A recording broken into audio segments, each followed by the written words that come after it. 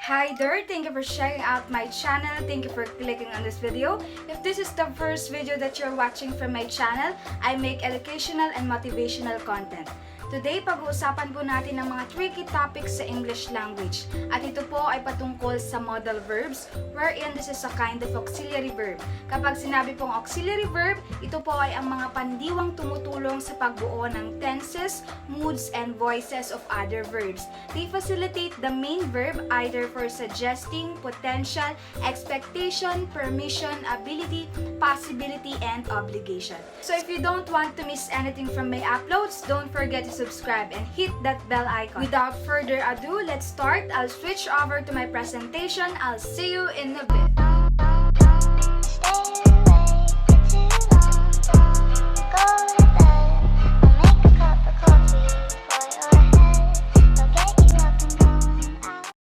As this is intended to be a review of modal verbs, the descriptions and examples will not be as detailed as a normal lesson. Okay, let's have a quick rundown about modal verbs. Isa-isahin po natin and then i-analyze po natin ang differences nila. After then, we can move on sa pag-construct ng sentence and for asking permissions. Eventually, we can take the practice. Sa ngayon, i-review po muna natin ang tatlong kadalasan na pagbabali-baligtad. The differences between could, should, and would. Shoulda, woulda, coulda. Let's have the modal verb could. Could, alam naman po natin na ito ay ang past tense ng can. For example, you can say, I can do it. So sa statement po na ito, yung can, it means may capacity or kakayanan siya. Ayan, tandaan po natin, pag can or could, may kakayanan na gawin ng isang bagay. Kaya niya lang. Can indicates ability, while could indicates ability with an option. So meaning, can and could also indicate possibility. For example, the doctor thought I could not live. Ayan, itagalog po muna natin. Akala ng doktor ay hindi ko nakakayanin. So sa statement po na ito, nakita natin yung possibility na pwedeng mangyari and then yung ability o kakayahan niyang malampasan kung anumang sakit ito. Another one, you could have invited me earlier. So ayan, he had the ability to invite him or her, but he didn't. Pwede rin pong ganito. I couldn't have done it without you. Hindi ko magagawa ang isang bagay o hindi ko ma-accomplish ito kung wala ka. Move forward po tayo kay would. Again, ito po ay ang past tense ng will. Kapag sinabing will, nagpapakita po ito ng intensyon na gawin ang isang bagay. Kaya nga po may tinatawag tayong willpower. Ito po ay iyong kagustuhan. I would, I will. It means nakapag-desisyon ka na. Gagawin ko. A choice that was made. Maaari din pong gamitin ang would to make a request. For example, you can say, would you take a look at the engine? Another one, I wouldn't change a thing. Always remember po, pag would ang tanong, automatic will ang sagot. Meaning either gagawin niya o hindi. May choice siya sa pagdedesisyon, depende na lang yun sa kung anong gusto niya.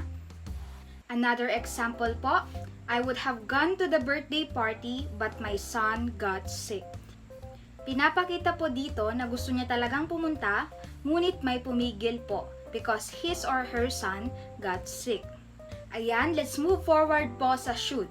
Kapag sinabi pong should, ito ang dapat o kailangan mong gawin. For example, I should study harder. It indicates an obligation, a promise, a requirement. Kumbaga, pangako na po ito at hindi na pwede basta-bastang bawiin. Should, maaari din po itong gamitin as an advice for the past. For example, she should probably listen to her gut feeling about this. Ginagamit rin po si should kapag mayroon tayong pinagsisisihang gawin o regrets. For example po, I shouldn't have come out here. I shouldn't have talked to you that way. Now, let's have a closer look. Summarize na po yung details dito kaya madali na lang intindihin. This time, makikita po natin kung saan sila pwedeng mapabilang and then yung examples na rin po. Let's begin with the ability. Kapag pinag-uusapan po ang kakayanan o ang capacity ng isang bagay man o tao, we can use the modal verbs can or could. For example po, maaari mong sabihin, I can take care of myself. So sinasabi po dito na kaya niya ng alagaan o i-handle ang sarili niya. I could call a taxi. Pinapakita niya po dito na kaya niyang gawin sa kung anong oras man yon. Next, kapag ang pinag-uusapan naman po ay tungkol sa paghingi ng permission or request, maaari po natin gamitin ang modal verbs na can, could, and may. Let's take these examples. Can you watch the house for me while I'm gone? Could you get my bag? May I sit with you?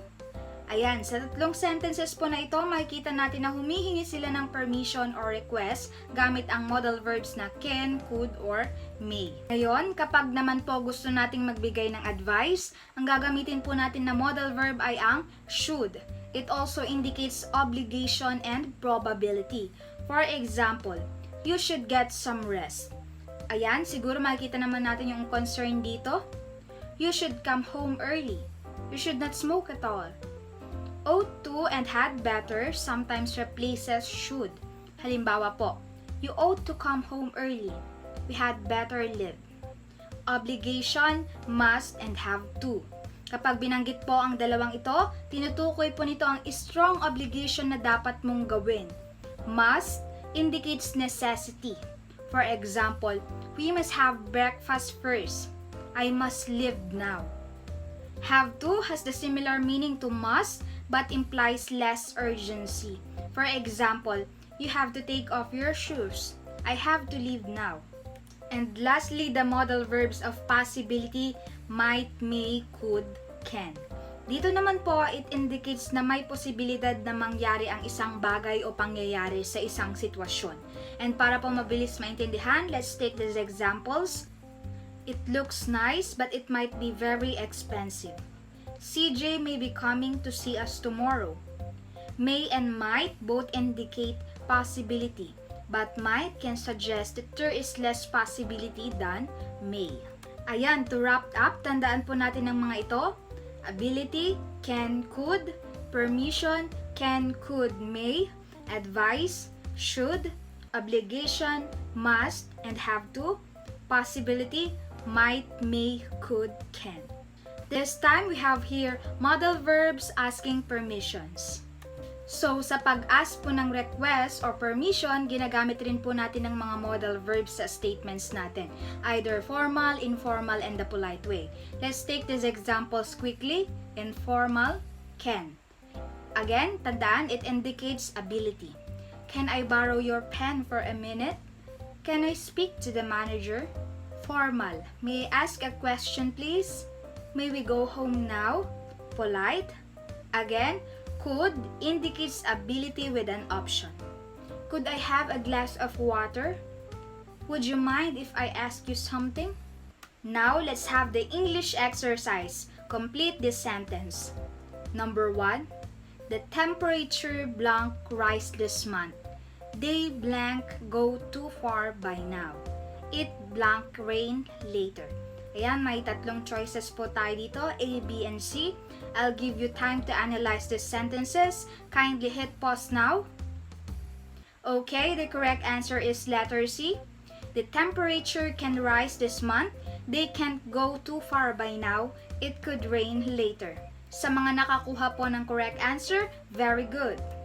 Number 2, he blank never do such things against his will. Hit pause now. Okay, the answer is letter B. He would never do such things against his will. Here, yung would po, it indicates repeated willingness in the past and preference in the present. Next number. I blank thought about this before I came here. Hit pause now. Okay, the correct answer is letter C. I should have thought about this before I came here. Here, should have indicates obligation in the past. Next number. I know you blank done better than this. Hit pause now. Okay, the correct answer is letter D. I know you could have done better than this. Dito po, could have indicates ability with an option. Next. He blank gone farther away this time. Hit pause now. Okay, the correct answer is letter C. He might have gone further away this time. Dito po, might have indicates possibility. And lastly, the transaction blank done before it's too late. Hit pause now. Okay, the correct answer is letter A. The transaction must be done before it's too late. Okay, yung must be indicates necessity or obligation. At dyan na po nagtatapos ang ating mabilisang review and discussion about modal verbs. If you find this video helpful, please kindly hit thumbs up. Let's end this video with the Bible verse, 1 Corinthians chapter 15, verse 58. Be strong and immovable.